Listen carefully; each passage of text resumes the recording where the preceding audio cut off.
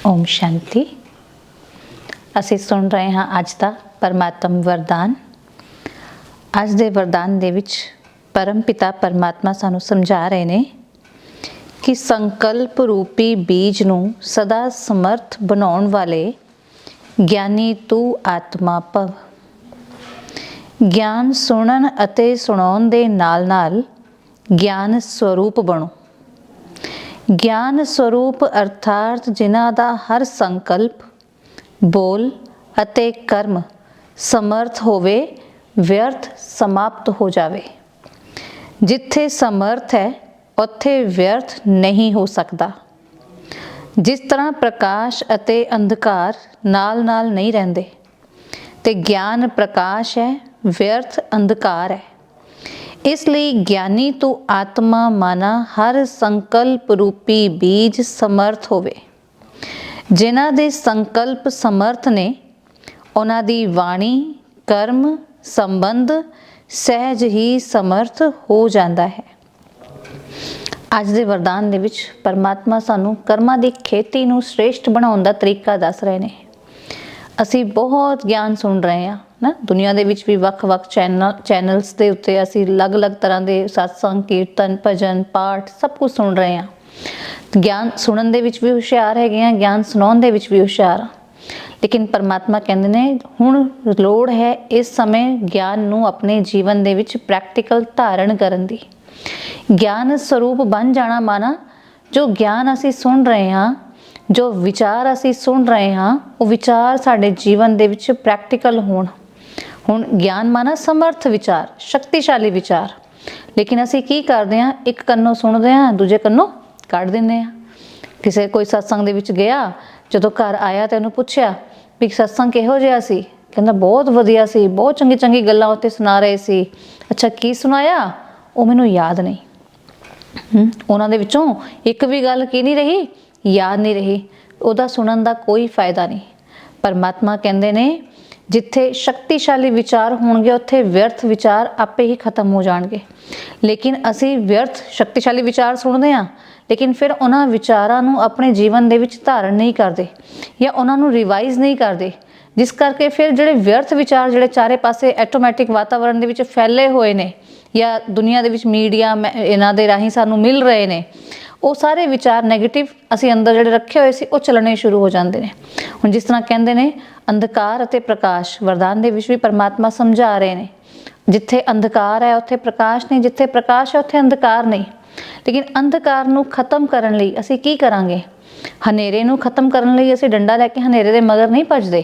ਅਸੀਂ ਕੀ ਕਰਦੇ ਹਾਂ? ਲਾਈਟ ਔਨ ਕਰਦੇ ਹਾਂ। ਇਸ ਤਰ੍ਹਾਂ ਹੀ ਅਸੀਂ ਕਹਿੰਦੇ ਹਾਂ ਸਾਡੇ ਅੰਦਰ ਬਹੁਤ ਵਿਅਰਥ ਵਿਚਾਰ ਚੱਲ ਰਹੇ ਨੇ, ਬਹੁਤ ਨੈਗੇਟਿਵ ਵਿਚਾਰ ਚੱਲ ਰਹੇ ਨੇ, ਜਾਂ ਦੁਨੀਆ ਦੇ ਵਿੱਚ ਬਹੁਤ ਨੈਗੇਟਿਵਿਟੀ ਹੈ। ਪਰਮਾਤਮਾ ਕਹਿ ਰਹੇ ਨੇ ਇਲਾਜ ਕੌਣ ਕਰੇਗਾ? ਕਿ ਨੈਗੇਟਿਵਿਟੀ ਨੂੰ ਜਾਂ ਵਿਅਰਥ ਵਿਚਾਰਾਂ ਨੂੰ, ਨੈਗੇਟਿਵ ਵਿਚਾਰਾਂ ਨੂੰ ਅਸੀਂ ਡੰਡਾ ਲੈ ਕੇ ਭਜਾਵਾਂਗੇ? ਨਹੀਂ। ਉਸ ਦੇ ਲਈ ਸਾਨੂੰ ਆਪਣੇ ਜੀਵਨ ਦੇ ਵਿੱਚ ਜੋ ਅਸੀਂ ਗਿਆਨ ਸੁਣ ਰਹੇ ਹਾਂ, ਸਮਰਥ ਸ਼ਕਤੀਸ਼ਾਲੀ ਵਿਚਾਰ ਜੋ ਰੋਜ਼ ਸਾਨੂੰ ਮਿਲ ਰਹੇ ਨੇ, ਉਹਨਾਂ ਵਿਚਾਰਾਂ ਨੂੰ ਸਾਰਾ ਦਿਨ ਆਪਣੀ ਬੁੱਧੀ ਦੇ ਵਿੱਚ ਯਾਦ ਰੱਖਾਂਗੇ, ਉਹਨਾਂ ਦੇ ਉੱਤੇ ਕੰਮ ਕਰਾਂਗੇ। ਕਹਿੰਦੇ ਨੇ ਕੋਈ ਵੀ ਜਿਹੜੀ ਖੇਤੀ ਹੁੰਦੀ ਹੈ, ਖੇਤੀ ਬਹੁਤ ਵਧੀਆ ਹੋਈ, ਲੇਕਿਨ ਉਸ ਦੇ ਲਈ ਦੇਖਿਆ ਜਾਂਦਾ ਹੈ ਬੀਜ ਕਿਹੋ ਜਿਹਾ ਪਾਇਆ ਸੀ।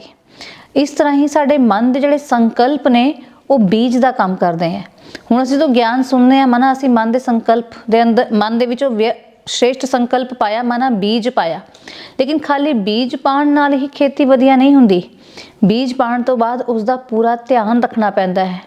ਹਵਾ, ਪਾਣੀ, ਖਾਦ, ਉਸਦੀ ਦੇਖ ਰੇਖ, ਜਾਂ ਜਿਹੜੀ ਵੇਸਟ ਜਿਹੜਾ ਮਟੀਰੀਅਲ ਨਿਕਲ ਆਉਂਦਾ ਹੈ, ਅਲੱਗ-ਅਲੱਗ ਖਾਦ ਨਿਕਲ ਆਉਂਦੀ ਹੈ, ਉਹਦੇ ਵਿੱਚ ਫਾਲਤੂ ਦੀ ਘਾਹ ਨਿਕਲ ਆਉਂਦੀ ਹੈ, ਉਹਨੂੰ ਟਾਈਮ ਟੂ ਟਾਈਮ ਸਾਫ਼ ਕਰਨਾ ਪੈਂਦਾ ਹੈ। ਇਸੇ ਤਰ੍ਹਾਂ ਹੀ ਅਸੀਂ ਜਦੋਂ ਕੋਈ ਸ਼੍ਰੇਸ਼ਟ ਸੰਕਲਪ ਰਚਦੇ ਹਾਂ, ਉਸ ਸੰਕਲਪ ਨੂੰ ਕਰਮ ਦੇ ਵਿੱਚ ਪਰਿਵਰਤਨ ਕਰਨ ਤੱਕ ਸਾਨੂੰ ਬਹੁਤ ਧਿਆਨ ਰੱਖਣਾ ਪੈਂਦਾ ਹੈ। ਕਿਉਂਕਿ ਅਲੱਗ-ਅਲੱਗ ਤਰ੍ਹਾਂ ਦੀਆਂ ਪਰਿਸਥਿਤੀਆਂ, ਅਲੱਗ-ਅਲੱਗ ਤਰ੍ਹਾਂ ਦੇ ਪੇਪਰ, ਅਲੱਗ-ਅਲੱਗ ਤਰ੍ਹਾਂ ਦੇ ਵਿਅਰਥ ਵਿਚਾਰ ਜਿਹੜੇ ਨੇ ਉਹ ਉਸ ਸ਼੍ਰੇਸ਼ਟ ਸੰਕਲਪ ਨੂੰ, ਉਸ ਸ਼੍ਰੇਸ਼ਟ ਬੀਜ ਨੂੰ ਖਤਮ ਕਰਨ ਦੀ ਕੋਸ਼ਿਸ਼ ਕਰਦੇ ਨੇ। ਲੇਕਿਨ ਜਿਵੇਂ ਇੱਕ ਕਿਸਾਨ ਉਸ ਬੀਜ ਦੀ ਪੂਰੀ ਸੰਭਾਲ ਕਰਦਾ ਹੈ ਤੇ ਇੱਕ ਟਾਈਮ ਆਉਣ ਤੋਂ ਬਾਅਦ ਉਸਨੂੰ ਇੱਕ ਅੱਛੀ ਫਸਲ ਮਿਲਦੀ ਹੈ।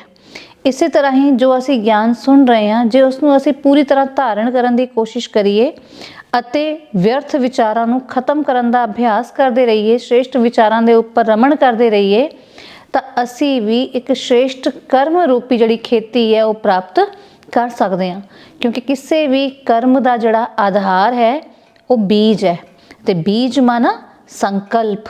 ਜੇ ਸੰਕਲਪ ਸ਼੍ਰੇਸ਼ਟ ਨੇ ਤੇ ਕਰਮ ਆਟੋਮੈਟਿਕ ਹੀ ਸਾਡੇ ਸ਼੍ਰੇਸ਼ਟ ਬਣ ਜਾਣਗੇ। ਅੱਜ ਦੇ ਵਰਦਾਨ ਦੇ ਵਿੱਚ ਪਰਮਾਤਮਾ ਸਾਨੂੰ ਜੋ ਕਹਿ ਰਹੇ ਨੇ, ਅਸੀਂ ਰਿਅਲਾਈਜ਼ ਕਰਾਂਗੇ ਇਸ ਚੀਜ਼ ਨੂੰ ਕਿ ਮੈਂ ਗਿਆਨੀ ਤੂੰ ਆਤਮਾ, ਗਿਆਨ ਦਾ ਪ੍ਰਕਾਸ਼ ਆਪਣੇ ਜੀਵਨ ਦੇ ਵਿੱਚ ਧਾਰਨ ਕਰ ਰਹੀ ਹਾਂ। ਪਰਮ ਪਿਤਾ ਪਰਮਾਤਮਾ ਗਿਆਨ ਦਾ ਸਾਗਰ ਹੈ।